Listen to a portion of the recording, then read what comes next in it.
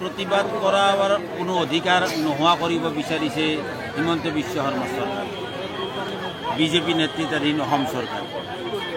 आमी आचरित मानिছো যে प्रशासने निर्दिष्ट कर दिए এটা স্থল कर दिছে पांडव बर्जित अंचल सचल धर्नास्थल। ইয়াতে আহিয়ে বিভিন্ন সংগঠনে प्रतिबाद करे। আজিও এই মুহূর্ততো এই সচল ধর্নাস্থলীত मैं इतिमध्ये गन्ती करिलो प्राय 10টা संगठने 10 धरणे प्रतिबाद करि आछे। এই ধরনে এটা জেলৰ ভিতৰত प्रतिबाद কৰাৰ কাৰণে তেওঁলোকে ঠিক কৰি দিছে। অথচ আচৰিত ধৰণে অসম ৰাজ্যিক অংগনবাড়ী কৰ্মী আৰু সহায়িকা সন্থাক এই কাৰ্যসূচী কৰিব নিদিয়ে তেওঁলোকৰ এটা সিদ্ধান্ত হৈছে। কিয়নো আমি লক্ষ্য কৰিলো যে এই সংগঠনে আজি 21 মাৰ্চত সচল ধৰ্নাস্থলী শান্তিপূৰ্ণভাৱে এটা প্ৰতিবাদ কৰিব আবেদন জনাবলৈ আহিব মাননীয় অজন্তা নেওগৰ ওচৰত। সেই কথাটো প্ৰকাশ হোৱাৰ আজি 4-5 দিন হৈ গ'ল। অথচ অসম প্ৰশাসনে অসম চৰকাৰৰ গৃহ বিভাগে অসম চৰকাৰৰ আৰক্ষী বিভাগে আমাৰ এই কৰ্মীসকলক ঘৰৰ পৰা ওলাব দিয়া নাই। যোৱা ৰাতিও তেওঁলোকে বিভিন্ন জিলাত আমাৰ সন্থাটোৰ নেতৃবৃন্দক অভিভাৱকী দিছে। ইতিমধ্যে লিখিত অৰ্ডাৰ দিছে।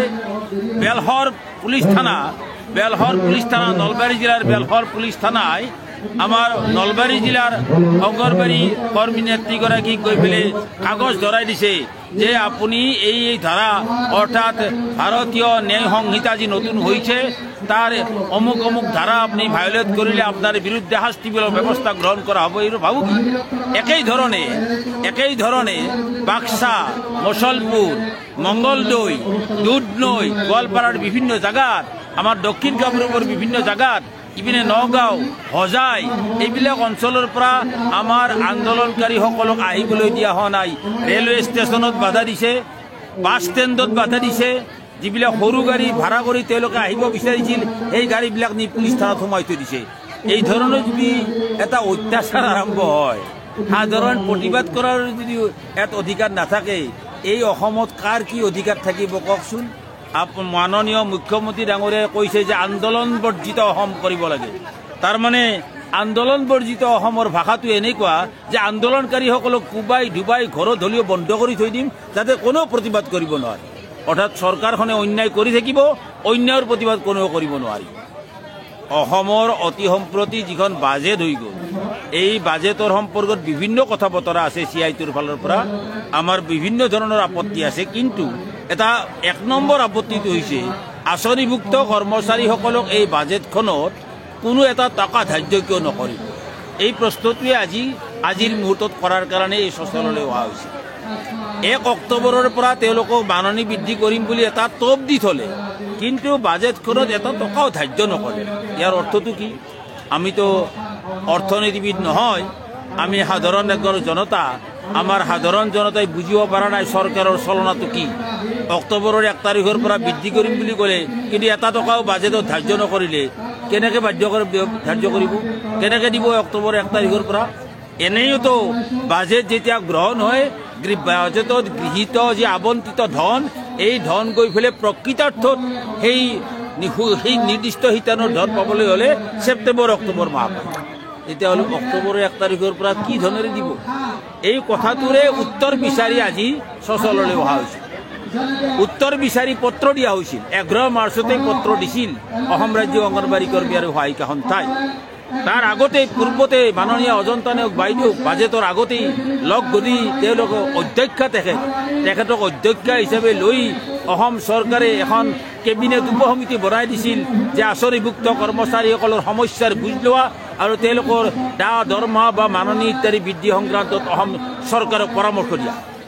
উপসমিতিৰ কেবিনেট উপসমিতি কি পৰামৰ্শ দিলে আমি নাজানো, এতিয়ালৈকে ৰাজহুৱাভাৱে প্ৰকাশ কৰা নাই। কিন্তু যিয়েই নকৰক কিয়, উপসমিতিৰ ওচৰত এই সংগঠনসমূহে তেওঁলোকৰ নিৰ্দিষ্ট বিষয়সমূহ উত্থাপন কৰি পত্ৰ প্ৰেৰণ কৰিছিল, দাখিল কৰি থৈছিল। কোনো উত্তৰ নাই, কোনো বিচাৰ নাই। বিধানসভাত চলিত বিধানসভাত মাননীয় বিধায়ক মনোৰঞ্জন তালুকদাৰ, মাননীয় বিধায়ক অখিল গগৈ, মাননীয় অন্যান্য কেইবাগৰাকী বিধায়কে বিষয়টো উত্থাপন কৰিছিল যে বাজেটত উল্লেখ কৰিলে 1 অক্টোবৰৰ পৰা দিম বুলি, কিন্তু আপোনাৰ ধন ধাৰ্য কৰা নাই কিয়? তাৰ উত্তৰো কিন্তু আজিলৈকে পোৱা নাই। আমি সেই উত্তৰ বিচাৰি মানুহ যেতিয়া আহে, শান্তিপূৰ্ণভাৱে আহিছে, ইয়াতে কোনো লাঠি জং লৈ অহা নাই, কোনো সন্ত্ৰাসবাদী কাৰ্যকলাপ কৰিবলৈ অহা নাই, আজিলৈকে কোনো ৰেকৰ্ড নাই। এই সচলস্থলীত 21 দিন ধৰি অংগনবাড়ী কৰ্মী আৰু সহায়িকাসকলে দিনে নিশাই ধৰ্ণা দিছিল। কওকচোন কোনোবাই আৰক্ষী মহোদয়ে ক'ব পাৰিব নেকি সেই 21 দিনীয়া কাৰ্যসূচী এই সন্মুখৰ চচলৰ ৰাস্তা পৰ্যন্ত উপচি পৰিছিল, এটা গছৰ ঠানি ভাঙা হৈছিল নেকি? কৰবাত কাৰোবাৰ কোনো মানুহৰ কিবা অন্যায় হৈছিল নেকি? এটাও ৰেকৰ্ড নাই। হাজাৰ হাজাৰ অংগনবাড়ী কৰ্মী সহায়িকাই ইয়াৰ পূৰ্বতে আন্দোলন কৰিছে, ক'তো কোনোদিনও ৰাজহুৱা সম্পত্তি ধ্বংসৰ কোনো উদাহৰণ নাই, ক'তো কোনোদিনও অন্য কোনো ৰাইজক বাধা দিয়াৰ কোনো উদাহৰণ নাই। অথচ চৰকাৰে এখন নটিচ জাৰি কৰি দিলে এওঁলোকে ধৰ্ণাস্থলীলৈ আহিব নোৱাৰে। কিহৰ ইমান ভয়? হিমন্ত বিশ্ব শৰ্মা ডাঙৰীয়া, মুখ্যমন্ত্ৰী ডাঙৰীয়া, আপোনালৈ এই প্ৰশ্ন আমাৰ CITUৰ অসম ৰাজ্যিক কমিটিৰ ফালৰ পৰা এই প্ৰশ্ন আপোনাৰ ওচৰত ৰাখিব বিচাৰিছোঁ, কিহৰ ইমান ভয়? শান্তিপূৰ্ণ আন্দোলন প্ৰতিবাদকাৰীসকলে এটা প্ৰতিবাদ কৰিব, তাৰ এখন স্মাৰক পত্ৰ দিব, আপুনি তাৰ উত্তৰ দিব পাৰিলে দিব, নিদিব এইটো পিছৰ কথা, কিন্তু আহিব কিয় নিদিব? আহিবলৈ দিয়াত অসুবিধাটো কি আছে? আহি যদি তেওঁলোকে কিবা অন্যায় কৰে নিশ্চয়ভাৱে আপুনি আইনসংগত ব্যৱস্থা গ্ৰহণ কৰিব। জেলতো ভৰাই থৈ ইতিমধ্যে দিছেই, বহুতক জেলত ভৰাই থৈছে আপুনি। গতিকে অংগনবাড়ী কৰ্মীসকলৰ ওপৰত এই ধৰণৰ অন্যায় আৰু অবিচাৰ যি অত্যাচাৰ আৰম্ভ কৰিছে চৰকাৰে, ইয়াক আমি ধিক্কাৰ জনাইছোঁ।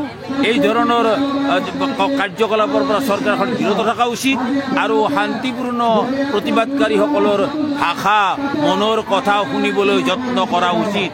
ৰাইজৰ কথাও শুনক, নিজৰ ইচ্ছামতে কাম নচলাব, ৰাইজৰ কথা শুনক, নহ'লে কি হ'ব পাৰে? ভাৰতবৰ্ষ নহয় বিশ্বৰ ইতিহাসত বহুত ইতিহাস সৃষ্টি হৈছে ইতিমধ্যে, বাংলাদেশৰ পৰা শ্ৰীলংকালৈকে। গতিকে এই কথাও আপুনি ক'লোঁ, আশা কৰিছোঁ শুভবুদ্ধি উদয় হ'ব আৰু প্ৰতিবাদকাৰীৰ ভাষাটো শুনাৰ চেষ্টা কৰিব। এই বাজেটৰ ভিতৰতে ব্যৱস্থা গ্ৰহণ কৰিব। ধন্যবাদ।